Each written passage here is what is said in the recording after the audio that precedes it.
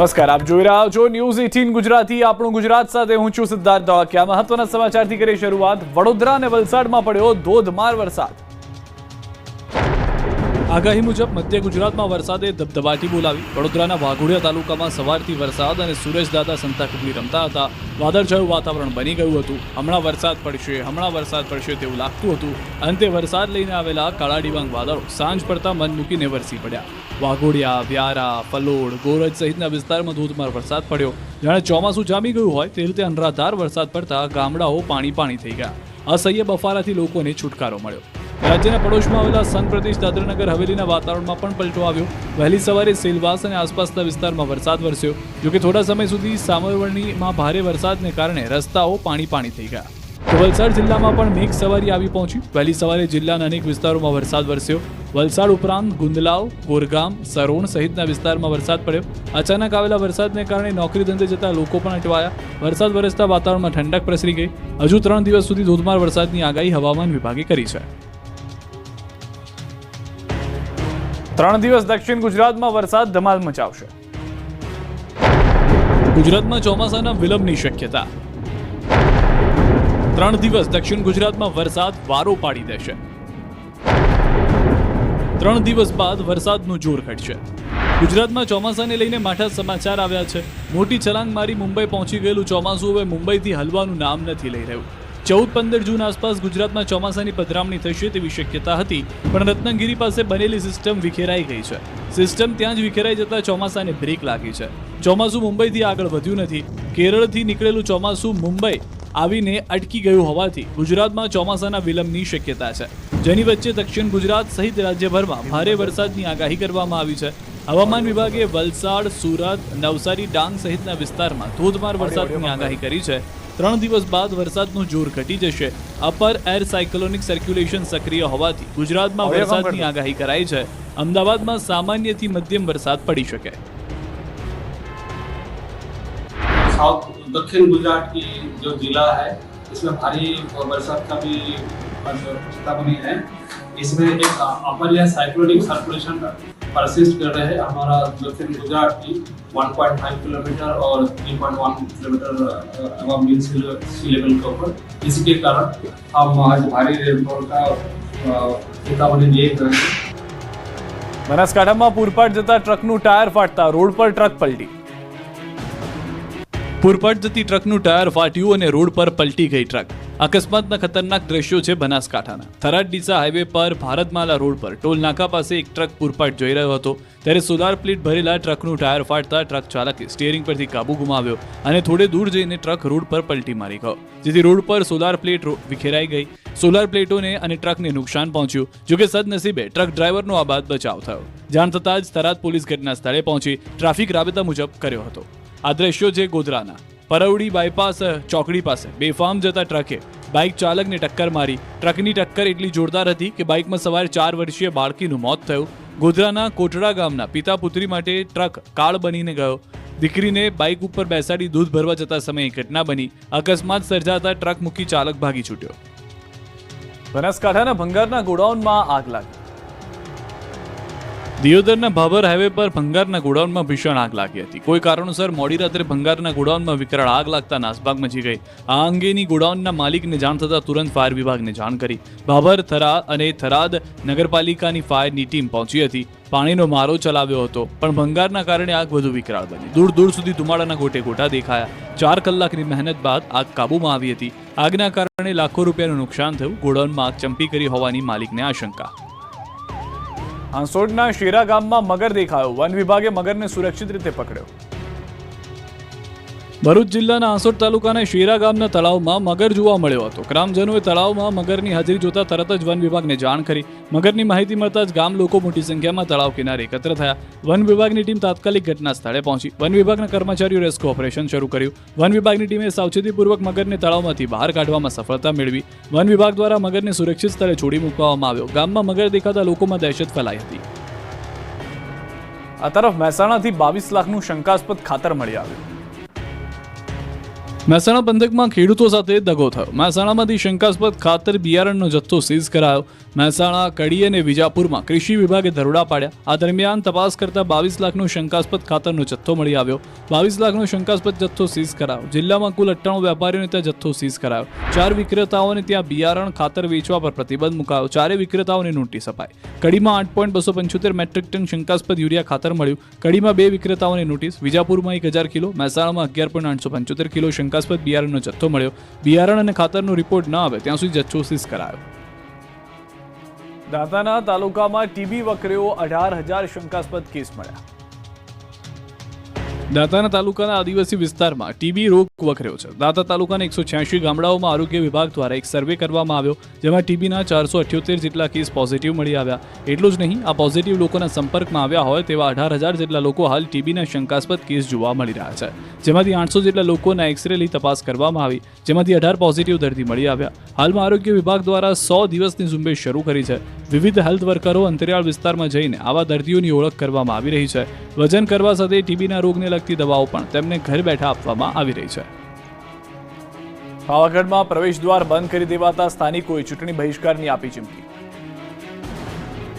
યાત્રાધામ પાવાગઢ ખાતે ચાંપાનેર અને પાવાગઢ ગામના પ્રવેશ દ્વારનો કેટલોક ભાગ ધરાશાયી થયેલી હાલતમાં છે, જેથી તેને અવરજવર માટે બંધ કરવામાં આવ્યો છે. જોકે પુરાતત્વ વિભાગ દ્વારા ચાંપાનેર કિલ્લાની ઐતિહાસિક ધરોહર સમા દરવાજાનું સમારકામ કરવામાં આવ્યું હતું, જે પૂર્ણ થયાના 2 માસથી પણ વધુ સમય વીતી ગયો છે. છતાં વાહનો અંદર જવા દેવામાં આવતા નથી, જેથી વાહન ચાલકોને લાંબુ ચક્કર કાપવું પડે છે, જેથી વાહન ચાલકોમાં રોષ છે. વળી પુરાતત્વ વિભાગે પ્રવેશ દ્વારમાંથી વાહન અવરજવર કરી શકે એ પ્રકારનું આયોજન પણ નથી કર્યું, જેથી સ્થાનિકોએ રોષે ભરાઈ ગ્રામ પંચાયત ચૂંટણી બહિષ્કારનું અલ્ટિમેટમ આપ્યું છે. સ્થાનિકોએ ચૂંટણી બહિષ્કારના પ્લેકાર્ડ સાથે પ્રવેશ દ્વાર પાસે ઉભા રહી ભારે સૂત્રોચ્ચાર કરી પોતાનો રોષ ઠાલવ્યો. Veer Narmad university self finance કોર્સની ફીમાં તોતિંગ વધારો કરતા એબીવીપીએ કર્યો વિરોધ.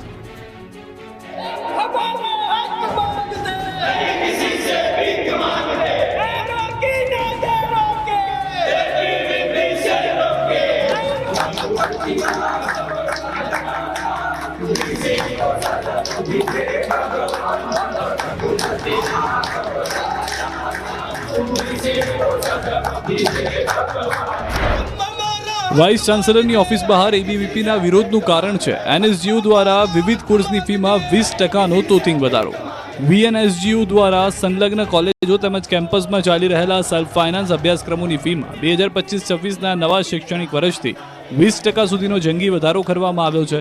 3 વર્ષ અગાઉ યુનિવર્સિટી સિન્ડિકેટ દ્વારા ફીમાં માત્ર 10%નો વધારો કરવા માટે ઠરાવ પસાર કરવામાં આવ્યો હતો. છતાં નવા જાહેર થયેલા પરિપત્રમાં 20% સુધીનો ફી વધારો થોપવામાં આવ્યો. આ નિર્ણયથી વિદ્યાર્થીઓમાં ભારે રોષ જોવા મળ્યો. ત્યારે અખિલ ભારતીય વિદ્યાર્થી પરિષદ દ્વારા ઉગ્ર રીતે એડમિનિસ્ટ્રેટની બિલ્ડિંગની બહાર વિરોધ પ્રદર્શન કરવામાં આવ્યું અને ઓફિસની બહાર બેસીને રામધૂન બોલાવી વિરોધ નોંધાવ્યો. ફી વધારો તાત્કાલિક ખેંચવા માંગ કરી. નિર્ણયને રદ કરવામાં આવે નહીં તો આગામી દિવસોમાં ઉગ્ર આંદોલનની ચીમકી પણ આપી.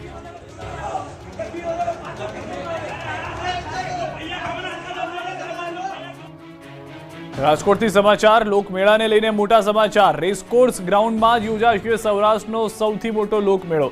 જિલ્લા વહીવટીતંત્રએ કરી સત્તાવાર જાહેરાત. પહેલા અટલ સરોવર પાસે યોજવા ચાલતી હતી કવાયત. ધારાસભ્ય દર્શિતા શાહે મેળાનું સ્થળ બદલવા કરી હતી રજૂઆત. 14 થી 18 ઓગસ્ટ સુધી યોજાશે લોકમેળો.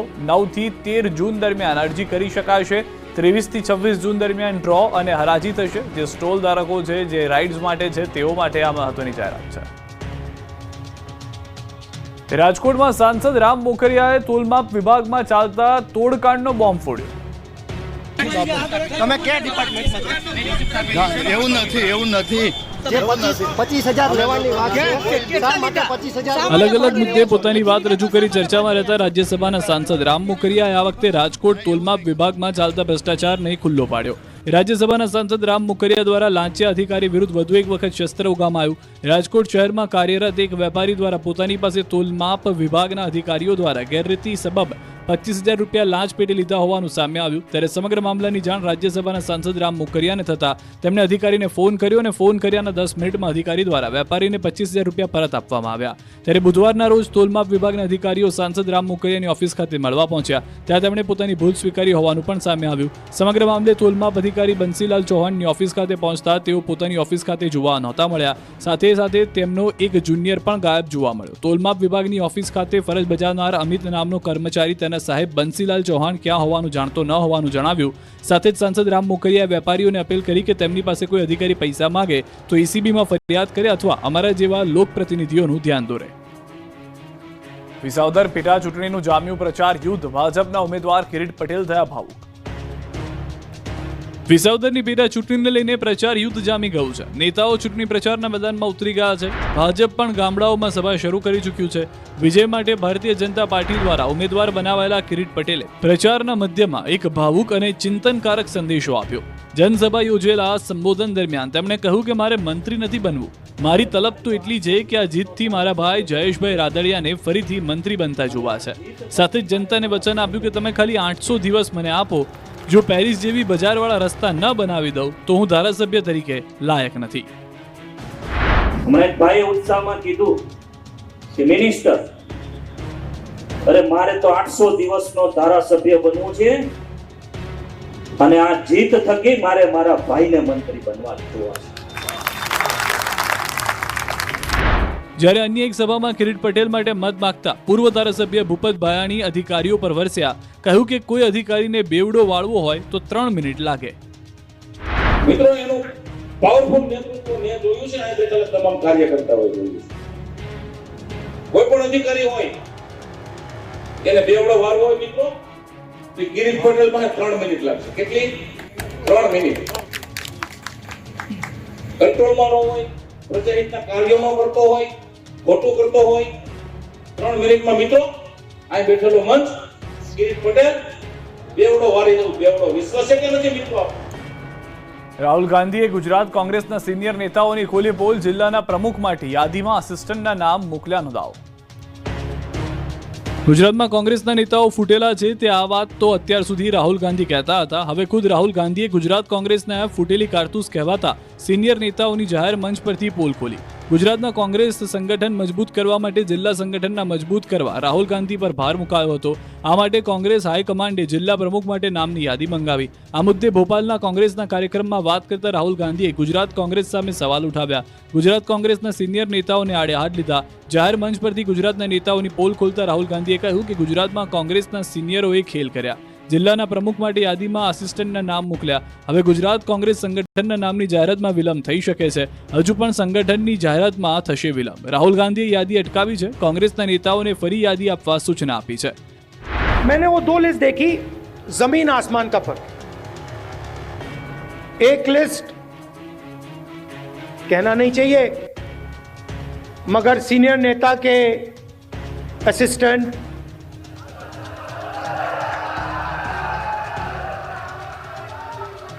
और दूसरी लिस्ट में पोटेंशियल फ्यूचर गुजरात की लीडरशिप. તો 2 દિવસ પહેલા જિગ્નેશ મેવાણીએ પણ 4 ફૂટેલી કારતૂસોને બહાર કાઢવાની કરી હતી વાત. 4 ફૂટેલી કારતૂસોના કારણે આખી ગુજરાત કોંગ્રેસ બદનામ ના થવી જોઈએ. અને જે લોકો પક્ષમાં એમને નથી કાઢતા એમને બી કહેવા માંગુ છું કે કાઢીને પાર મેલો ને એટલે વાત પતે. શેના માટે આપણે બદનામી ઓળીએ છીએ? કાઢો ને, પાર્ટીને ક્લીન કરો. બધા સાથે મળીને ગુજરાત બેઠું કરીએ. વિસાવદર બી મજબૂત કરીએ અને કડી બી મજબૂત કરીએ. ઈવીએમ કે બેલેટ પેપર નહીં પરંતુ સુઈગામના સોનેતમાં ચિઠ્ઠી ઉપાડી સરપંચ ઉપસરપંચ જાહેર કર્યા. ઈવીએમ અને બેલેટ પેપરના સમયમાં બનાસકાંઠાના એક ગામમાં જૂની પરંપરાથી સરપંચની પસંદગી કરવામાં આવી. ચિઠ્ઠી ઉછાળીને સરપંચ બનાવ્યા હોય એવી આ વખતની ગ્રામ પંચાયતની ચૂંટણીમાં રાજ્યમાં પ્રથમ બનાવ સામે આવ્યો છે. સુઈગા તાલુકાના સોનેત ગામમાં વડીલોએ ખોટા સૂચથી ગામના જ 2 સક્ષમ ઉમેદવારના નામની ચિઠ્ઠી બનાવીને ચરૂડીમાંથી બાળકી પાસે ઉપડાવી હતી. જેમાં પ્રથમ ચિઠ્ઠીમાં સરપંચ અને બીજી ચિઠ્ઠીમાં ડેપ્યુટી સરપંચ જાહેર કરાયા બાદ અબેલ ગુલાલની ચોળો વચ્ચે ગામ લોકોએ શોભાયાત્રા યોજી રાજીપો વ્યક્ત કર્યો. સુઈગામ તાલુકાના સોનેત ગામના આશાપુરા ધામમાં ચૂંટણી અનુલક્ષે ગ્રામજનો એકઠા થયા.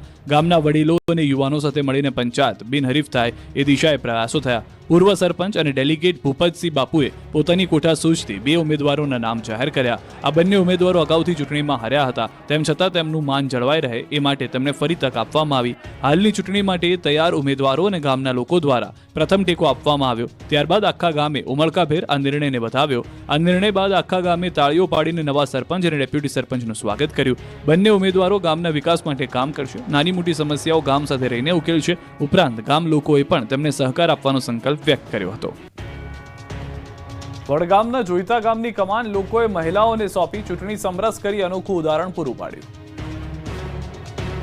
ચૂંટણી આવતા ગામમાં ઝઘડા થતા હોય છે, પરંતુ બનાસકાંઠાના વડગામ તાલુકાના જોઈતા ગામે એકતાનું ઉત્તમ ઉદાહરણ પૂરું પાડ્યું છે. ગ્રામજનો એક થઈ ચૂંટણીને બદલે બહુમતીથી સમરસ કરી મહિલા સરપંચ, ઉપસરપંચ અને સભ્યોની વરણી કરી અનોખું ઉદાહરણ પૂરું પાડ્યું. પહેલા જોઈતા ગામ અંધારિયા ગ્રુપ ગ્રામ પંચાયતમાં આવતું હતું. હવે અલગ થતા સૌપ્રથમવાર જોઈતા ગામે ગ્રામ પંચાયતની ચૂંટણી યોજવાની હતી. સામાન્ય સ્ત્રી સીટ હોવાથી સમગ્ર જોઈતા ગ્રામજનોના સાથ અને સહકારથી જોઈતા ગ્રામ પંચાયતને સમરસ કરાઈ. સમગ્ર ગ્રામજનો દ્વારા મહિલાઓને સરપંચ, ડેપ્યુટી સરપંચ અને મહિલા સદસ્યોની વરણી કરતા સમગ્ર ગામમાં ખુશી છવાઈ. મહિલાઓને સુકાન સોંપી જોઈતા ગામનો વિકાસ થાય તેવી ખુશી વ્યક્ત કરી. મહિલા સરપંચ મંજુલાબા ચાવડાએ ખાતરી આપી કે ગામના વિકાસની સાથે સાથે ગામની એકતાને ભાઈચારા સાથે રહીને ગામના વિકાસના જે કામો બાકી છે તે પૂરા કરશે. ભાવનગરના બોર તળાવની સફાઈ કરવાનું શરૂ. ભાવનગરના તળાવો ઊંડા કરવા માટે તંત્રે ચોમાસા પહેલા કામગીરી શરૂ કરી છે. ભાવનગર શહેરના બોર તળાવ 43 ફૂટ ઊંડું છે, પણ તેમાં કાંપનો ભરાવો થઈ જતા હાલ લેવલ 29 ફૂટ થઈ ગયું છે, જેમાંથી 15 ફૂટ તો કાંપ માટી ભરાયેલી છે, જેથી તળાવને ઊંડું કરવા માટે કોર્પોરેશનને કવાયત શરૂ કરી છે. તળાવો સહિતના પાણીના સ્ત્રોતમાં સંગ્રહ ક્ષમતા વધે તે માટે જેસીબી સહિતના મશીનો મૂકી માટીને કાઢવામાં આવી છે. ચોમાસા પહેલા ડિસલ્ટિંગ કરવામાં આવી રહ્યું છે. સુજલામ સુફલામ અંતર્ગત છેલ્લા 1.5 મહિનામાં બોર તળાવમાંથી 1800 ક્યુબિક મીટર તેમજ ખોડિયાર, નારી અને જાંજરિયા તળાવમાંથી 13,000 ક્યુબિક મીટર માટી કાઢવામાં આવી છે. સાથે કોર્પોરેશને લોકોને પણ સ્વખર્ચે વિનામૂલ્યે કાપ માટી મોરમ લઈ જવા અપીલ કરી છે, જેના કારણે તળાવની સંગ્રહ ક્ષમતામાં પણ વધારો થયો છે. રાજકોટમાં પ્રી મોન્સૂન કામગીરીના નામે તાઇફા થતા હોવાનો પર્દાફાશ. પાણી ભરાય જ છે અહીંયા, બરોબર. આ ગટરનું ઢાંકણા ખુલી જાય, બરોબર. આ માણસો આવવા જવામાં તકલીફ પડે, બ્રેક મારે એટલે સીધા પડી જાય. જ્યારે ચોમાસું આવે છે ત્યારે મોટર રોડથી ડૂબી જાય છે, જો વધારે વરસાદ થાય છે ત્યાં સુધીનો વરસાદ થાય છે, પણ તંત્ર કઈ આ બાબતે કામગીરી કરતું નથી. ખોટા એવા તાઇફા કરે છે. નગરપાલિકા તરફથી કોઈ પણ જાતની કામગીરી થતી નથી. અહીંયા નથી ગટરો સાફ થતી, નથી કોઈ વસ્તુ સાફ થતી. રાજકોટ કોર્પોરેશનના અધિકારીઓ અને સત્તાધીશો ભલે જનતાને પ્રી મોન્સૂન કામગીરીના નામે મૂર્ખ બનાવે, પણ લોકોએ નેતાઓની પોલ ખોલી નાખી છે. રાજકોટમાં દર વર્ષે પ્રી મોન્સૂનના નામે કરોડો રૂપિયા વાપર્યા હોવાના દાવાઓ કરવામાં આવે છે, પણ ખરેખર જમીન પર કોઈ કામગીરી થતી નથી. આ વખતે પ્રી મોન્સૂનના નામે કરોડો રૂપિયાની મલાઈ ખવાઈ ગઈ હોવાનું ચર્ચાઈ રહ્યું છે, કેમ કે ચોમાસું નજીક આવી રહ્યું છે અને લોકોની સમસ્યા ત્યાંની ત્યાં જ છે. આ વખતે પણ રાજકોટ શહેરમાં પાણી ભરાવાની ચર્ચાએ જોર પકડ્યું. રાજકોટ શહેરના 20થી વધુ એવા વિસ્તારો છે કે જ્યાં ચોમાસા દરમિયાન પાણી ભરાય છે. આ સમસ્યાથી લોકો ત્રાહિમામ પોકારી રહ્યા છે. લોકો કહી રહ્યા છે કે તેઓ વર્ષોથી આ સમસ્યાનો સામનો કરી રહ્યા છે. રજૂઆત કર્યા છતાં પણ સમસ્યાનો કોઈ ઉકેલ નથી આવ્યો. ચોમાસું નજીક આવતા જ જાણે તંત્રના પ્રી મોન્સૂનના દાવા પોકળ સાબિત થયા હોય તેવા દ્રશ્યો સર્જાયા. માધાપર ચોકડી નજીક વોકળાઓની સફાઈ થઈ નથી. 150 ફૂટ રોડ પર આવેલી ગટરની જાળીઓ પણ બુરાયેલી છે. અનેક જગ્યાએ પાણીની પાઇપલાઇન માટે ખોદકામ કરવામાં આવ્યું છે. જૂના એરપોર્ટ વિસ્તાર નજીક પણ હોકળાની કોઈ જ સફાઈ કરવામાં નથી આવી. વળી મનપા દ્વારા લોકોને નોટિસ પાઠવી દેવાઈ છે. લાલુડી, હોકરી વિસ્તારમાં નોટિસો પાઠવી દેવાઈ છે. 600 જેટલા મકાનોની નોટિસ પણ અપાઈ છે, જેનો સ્થાનિકો વિરોધ કરી રહ્યા છે. સ્થાનિકોના મતે તેમના વિસ્તારમાં પાણી ભરાવાની સમસ્યા નથી, છતાં નોટિસ પાઠવાઈ છે.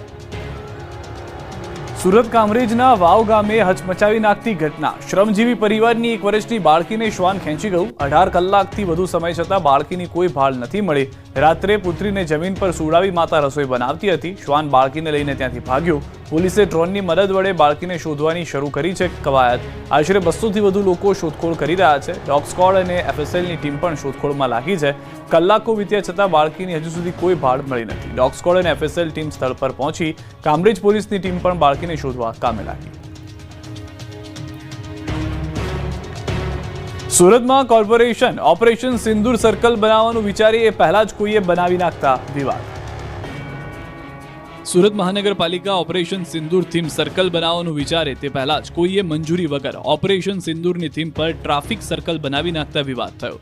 અડાજણમાં રાતોરાત રસ્તાની વચ્ચોવચ કોઈની મંજૂરી વગર ટ્રાફિક સર્કલ બનાવી નાખવામાં આવતા હવે કોર્પોરેશન પણ ગોથે ચડ્યું. કેમ કે સુરતના સાંસદ મુકેશ દલાલે સુરત મહાનગરપાલિકાના કમિશનર શાલિની અગ્રવાલને પત્ર લખી અડાજણ રાંદેર વિસ્તારમાં ઓપરેશન સિંદૂર ટ્રાફિક સર્કલ બનાવવાની રજૂઆત કરી હતી.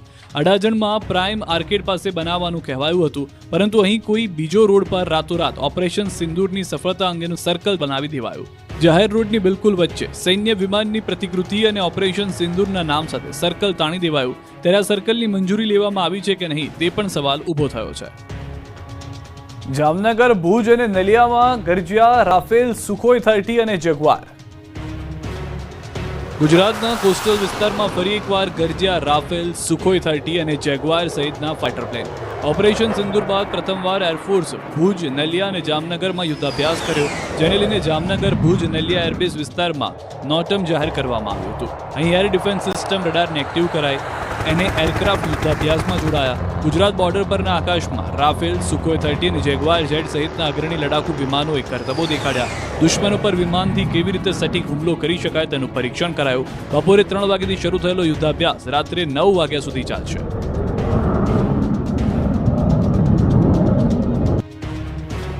સુરતમાં એક ચોરે તો આખી સોસાયટીના બૂટ ચંપલ ચોરી કરી લીધા.